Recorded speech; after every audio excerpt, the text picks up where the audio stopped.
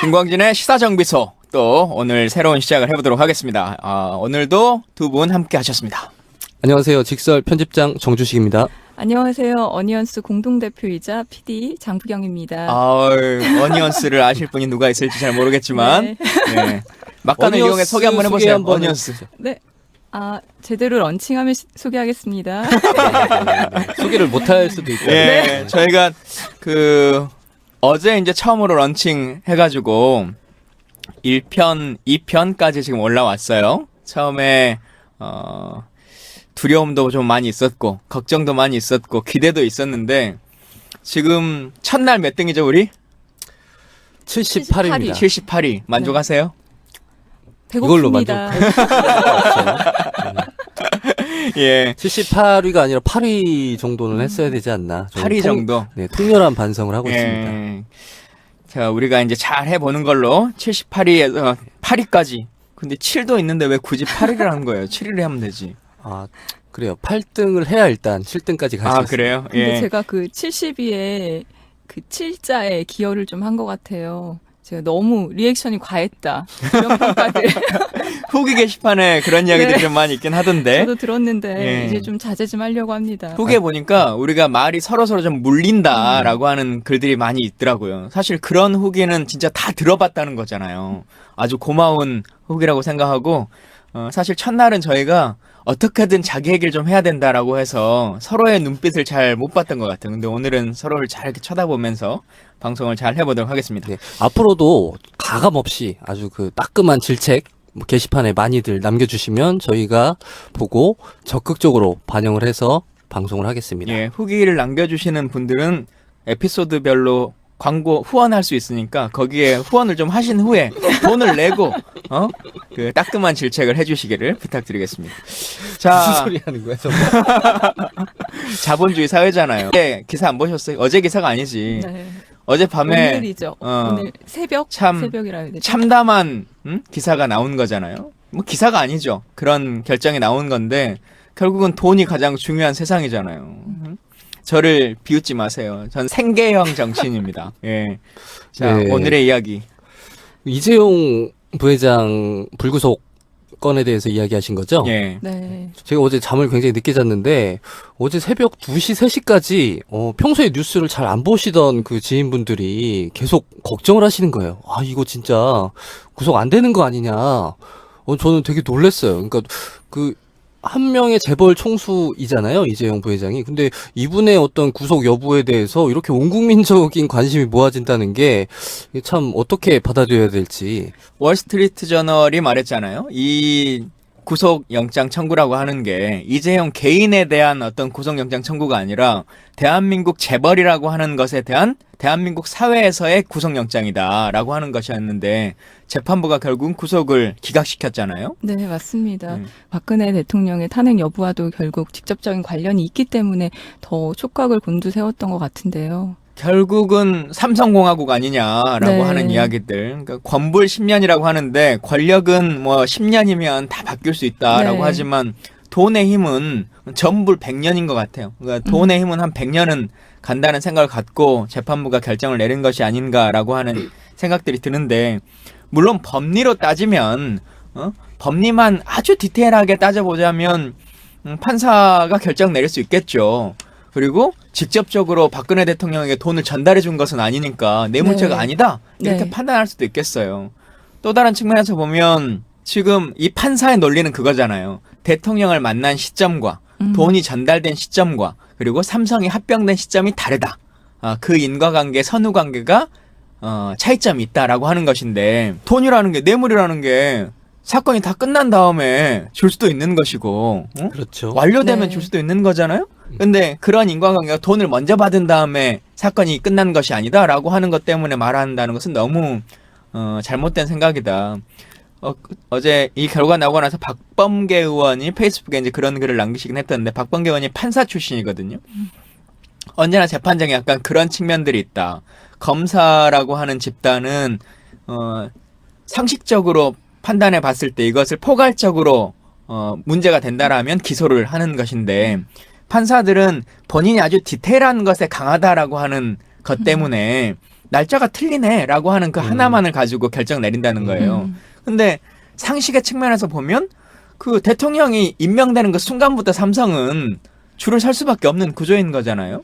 그리고 하나하나의 사건들이 단순하게 삼성의 이 합병뿐만 아니라 다른 여러 가지 것들에 있어서도 다 혜택을 봐왔던 것일 텐데 전혀 딱 그 한 건만 아니면은 문제가 안 된다라고 하는 재판부의 결정이 정말 법리만에 의한 것인가?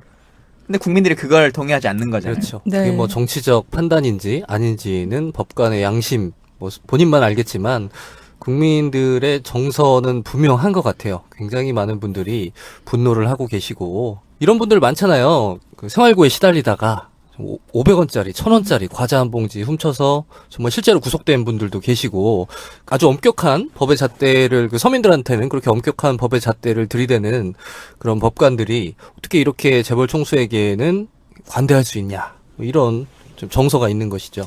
전 이번에 조희연 판사의 그 성향이 결정적인 역할을 했다고 생각을 하는데요.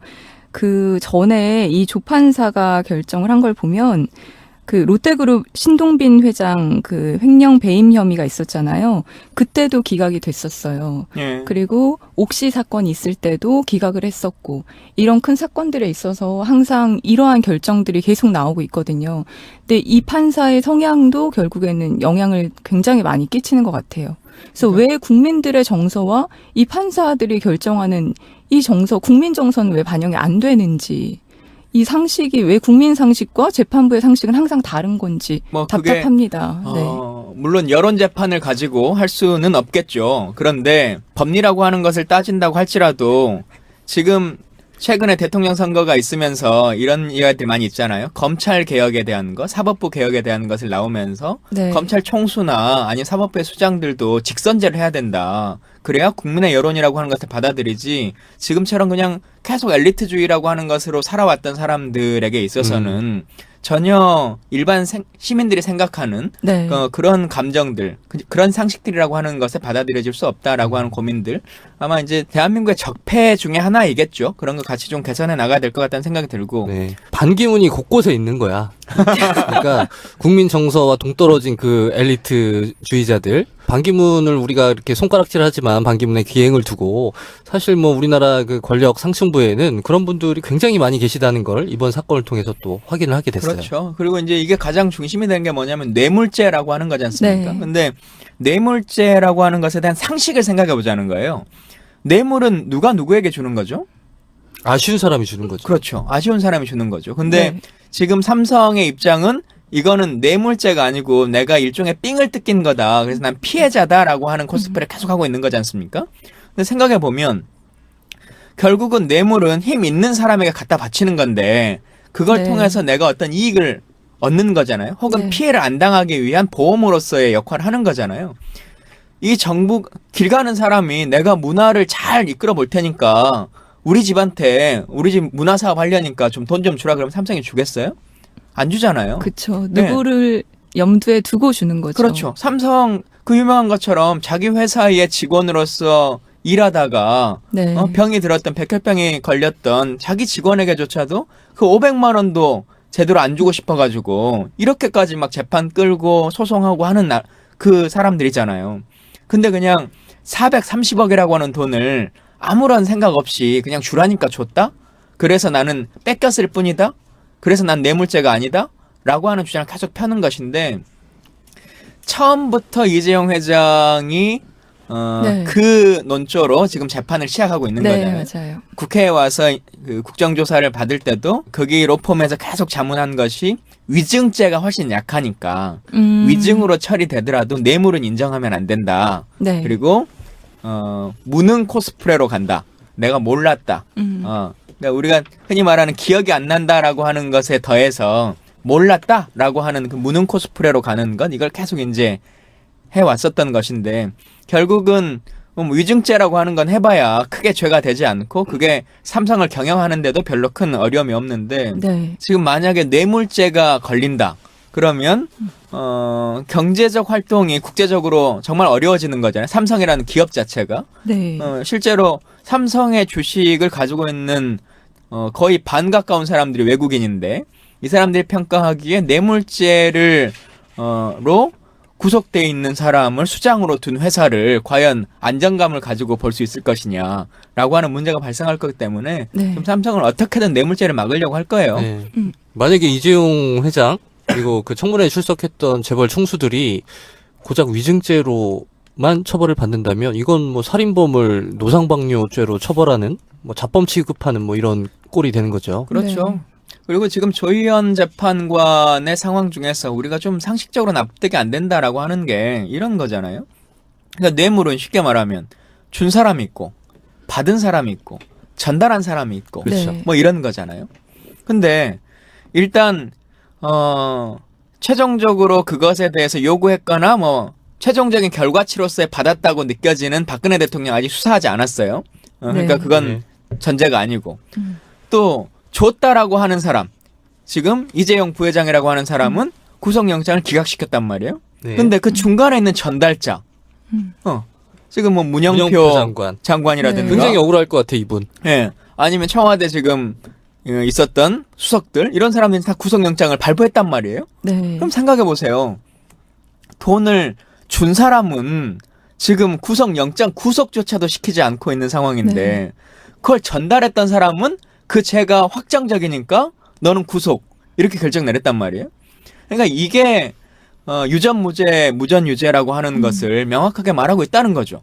아예 법리만 가지고 논쟁을 했다면 그래서 네. 이게 직접적으로 뇌물죄다 혹은 제3자 뇌물 공여다라고 하는 것이 명확하지 않았다라고 하면 문영표를 구속시켰으면 안 됐죠. 네. 문영표 구속은 결국은 삼성이라고 하는 것에 대한 인수합병에 있어서 국민연금이 일정 정도 국민에 대한 배임을 했다라고 하는 것을 동의해 준 거잖아요. 네. 잘못된 행정행위.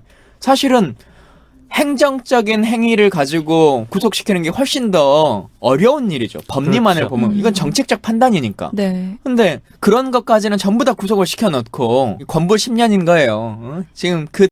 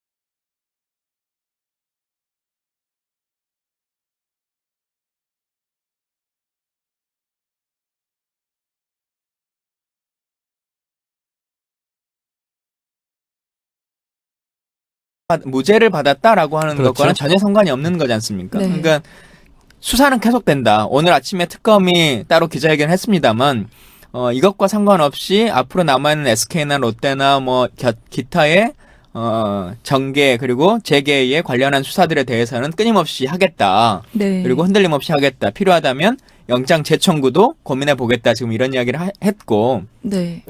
구속영장이 기각됐다라고 하는 것은 구속시키지 않은 상태에서 네. 계속적으로 수사를 하는 것이 맞겠다라고 하는 측면일 뿐이니까요. 완전히 무죄를 받은 것처럼 생각할 필요성은 없다고 생각합니다. 네, 저는 이 영장 담당 이 판사가 바뀌지 않는 이상 이 나머지 추후 SK나 롯데 실제 다른 대기업 수사에도 결국 똑같이 나오지 않을까. 그렇죠. 생각을 형평성 합니다. 문제가 네. 나올 수밖에 없으니. 그러겠죠. 네. 일단 뭐 구속되지 않은 상태에서 재판 받을 확률은 높겠지만 네. 그럼에도 불구하고 어쨌든 재판들은 계속 진행되지 않을까라고 하는 생각은 듭니다. 네. 이번 판결이 박근혜 대통령 탄핵 그 헌법재판소 결과에도 영향을 미칠 거라고 보세요? 미치긴 하겠죠. 미치긴 네. 하겠죠. 특히나 지금 가장 네. 이제 관심 중에 하나가 박 소장의 퇴임 전인 1월 26일 날 전에 결정을 내리느냐 아니냐라고 하는 것에 있는 거잖아요. 네. 근데 이렇게 되면 야심차게 좀 고민해 왔었던 뇌물죄라고 하는 것에 대해서 물리적인 시간이 조금 더 삐걱거릴 수밖에 없는 구조가 되는 거겠죠. 하루 이틀 정도 차이가 날 텐데 다만 이제 헌재는 누차 말하고 있는 것처럼 일반 형사사건의 재판이 헌재 재판에 영향받지 않는다. 헌재는 단독으로 네. 결정하겠다라고 하는 얘기를 계속 하고 있고 또 기타의 뭐 뇌물죄니 제3자 공연이 배임죄니 뭐 여러 가지 것이 있지만 그중에 탄핵 사유가 한 가지가 성립되면 탄핵으로서 네. 충분히 가능하다라고 하는 것이고 국회가 제기하고 있는 가장 첫 번째의 탄핵 사유는 뇌물죄가 아닙니다. 헌법 1조 1항에 나오는 대한민국 민주공화국이다라고 하는 그 원칙을 훼손했다라고 하는 것이기 때문에 네. 헌재가 결정하는 데는 큰 무리가 없겠다. 또 하나는 어제 그 헌재 재판에서 네. 이제 재판을 청구한 사람이 국회지 않습니까? 네. 국회 측의 공소인들이 증인을 전부 다 취소했어요.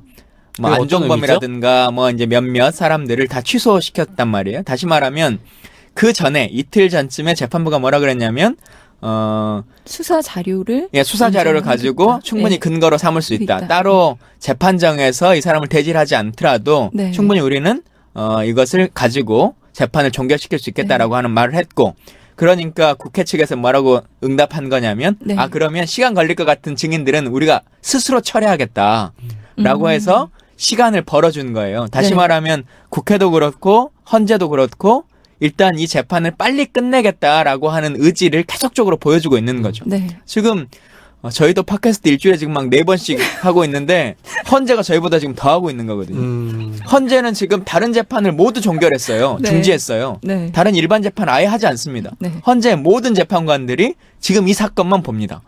그래서 여튼 1월 26일 날 설 전에 어떤 네. 결정이 날지 그쵸. 이 네. 모습을 한번 같이 두고 봐야 될 것 같습니다. 네, 대한민국 역사상 이런 사건이 없었으니까, 이런 유례가 없었으니까 예. 다 그럴 수밖에 없겠죠. 예, 온 국민이 네. 훈훈한 명절을 맞이했으면 좋겠네요.